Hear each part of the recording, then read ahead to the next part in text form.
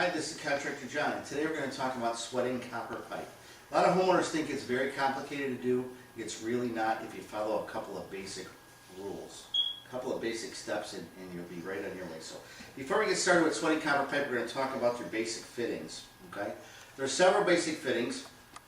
First of all, you're going to have your elbow, all right, which allows you to turn a 90-degree corner. Your copper pipe slides right in there. Then a variation of the elbow is the street L.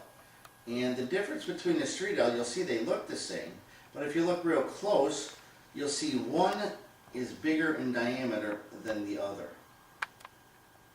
And that's because the regular conventional elbow will go around the copper pipe, and the street L will go around the copper pipe on one side, but on the other side it'll go into another fitting. Let me show you what I'm talking about. Take a piece of copper pipe and we slide it into the street L, and then we can take and put another fitting over it. So we want to offset, or if we want to take another piece, is a 45, and we can stick and put a 45 in there if we need to offset and go in a different direction. We could do something like that. And that's where the street L gets you a little bit of versatility for offsetting, going around things, or just moving it over or whatever, moving the pipe over a little bit. Okay? So that's a street L and an elbow. And then you've got your male takeoff. It slides over the pipe again, and you've got threads. You've got male threads. You could use this like in a hot water tank application when you come from copper pipe, sweating copper pipe to the hot water tank. You'd screw this into a dielectric union. Typically you use 3/4 inch going in a hot water tank, but you get the idea of that. And then you've got your conventional T, which again allows the copper pipe to go in through, and then you could come off and tee off of that. If you're going to turn it like this, you're going to go out and have a water pipe coming out. Okay? And then you've got your cap, and the cap just slides on top like that. Okay? And then we've got our what we call an elephant ear. This is used in a shower head application. In your plumbing, you have your shower valve, you have a standpipe coming up for your shower head, and you stick this on top of here. All right, and then your drywall would be here, and then the pipe come out for your shower head, the little arm come out, and then come out with your shower head. And this bracket with the two holes can secure that to a 2x4 and give you some stability. Okay, I've seen people use these for all kinds of things, but this is the purpose for that. Okay. Now, one other thing before we get started here: cutting the copper pipe.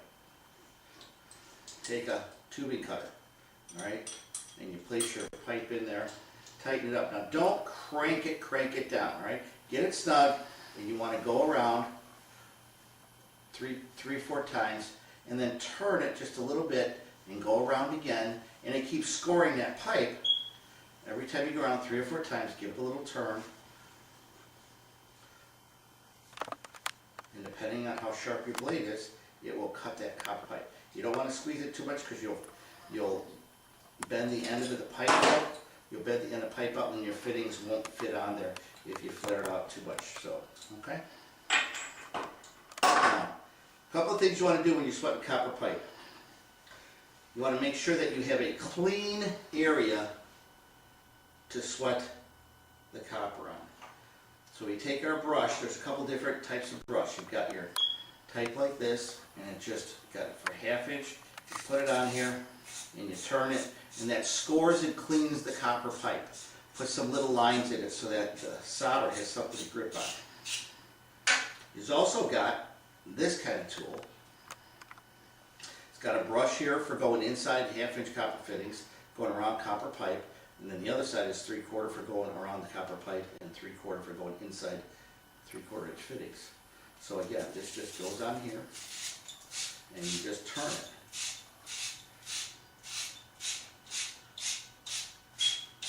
5, 6 times around, you come out, and you can see how shiny the copper pipe is now compared to where we didn't do the brush. Now, if you don't want to invest in these kind of tools or whatever, there is also one like this for going inside. We're going to use it in a second. But if you don't want to invest in one of the tools, they also make, you get this right in the plumbing aisle with all your other things, there's a little roll of sanding cloth, okay? and just tear a piece of this off.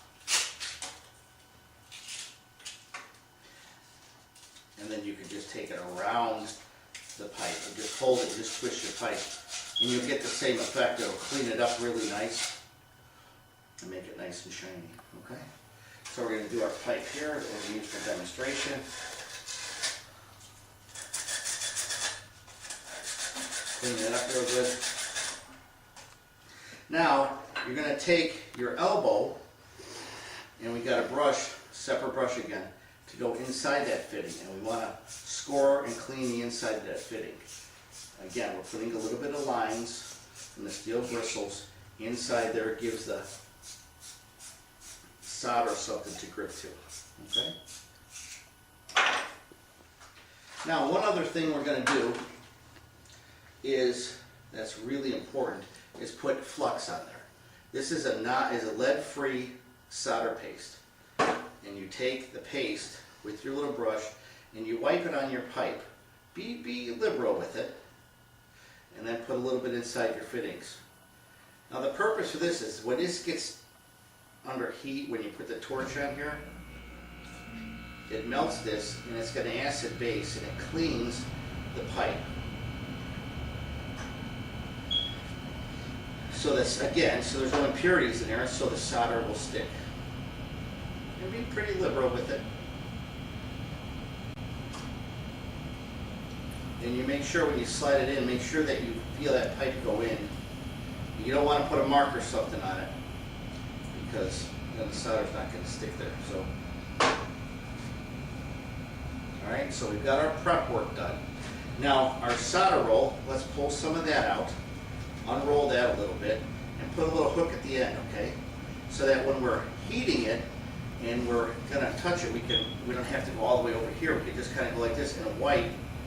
We're going to wipe that whole joint. We're going to heat the elbow up, and we're going to, when it gets hot enough, we're going to take, we're going to wipe this. You just wipe it like this, and the heat, because you're heating, it will suck that solder right into that joint. And the same thing here. You can do it upside down. Heat that, and you put it here, and the solder will go right up inside there.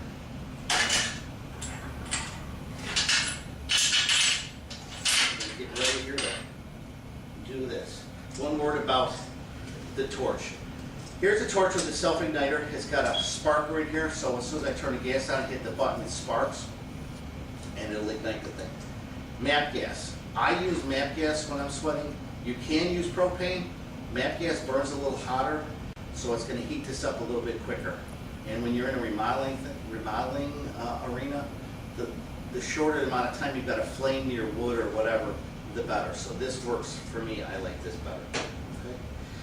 All right, so we're going to heat this up, and watch how I heat it up. I'm going to heat the elbow. I'm not going to put it on the pipe directly. I'm going to put it on the elbow, and that will heat the pipe up enough to get the solder to flow.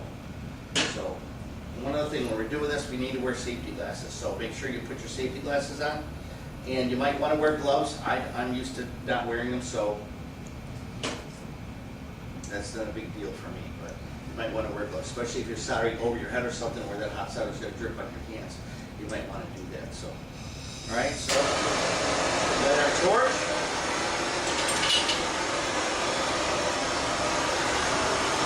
And we're going to start to heat the elbow. Hold it on that elbow, maybe a half an inch, 3/4 of an inch away from the elbow.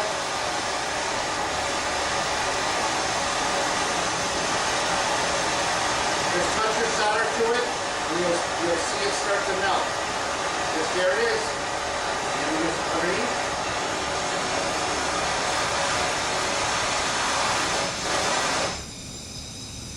That happens to get it too close.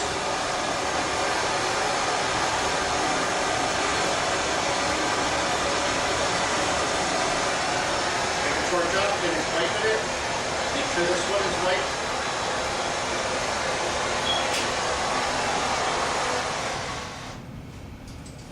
Some people take a rag down and wipe it with a rag if you're going to do that, because sometimes you get little balls. If you're going to do that, make sure you've got a rag that's thick enough where it's not going to burn your hand. And that's all there is to it. That's your sweated joint. the solder sucked in there, and if you could see it, it goes inside there to that flange where this pipe goes in there, and it seals it up. They're pretty tight fitting as they are, so it doesn't need a whole lot. But that solder just, the heat draws it in there. So you're done here and you're done here. Now one other word, if you got another fitting that's within a couple inches of here, you want to do them at the same time. Because when you're heating this, it's going to transfer the heat down the pipe and it could loosen the next fitting up. So give yourself a good 6-8 inches. Now this distance here, I'm perfectly okay to put another fitting here and heat this up and sweat this. But if I was like here, I'd need to sweat that one when I did this because the heat would transfer and loosen the joint up that I already did. So this is Contractor John. If you have any comments or questions, please visit my blog at contractorjohn.com. Have a blessed day.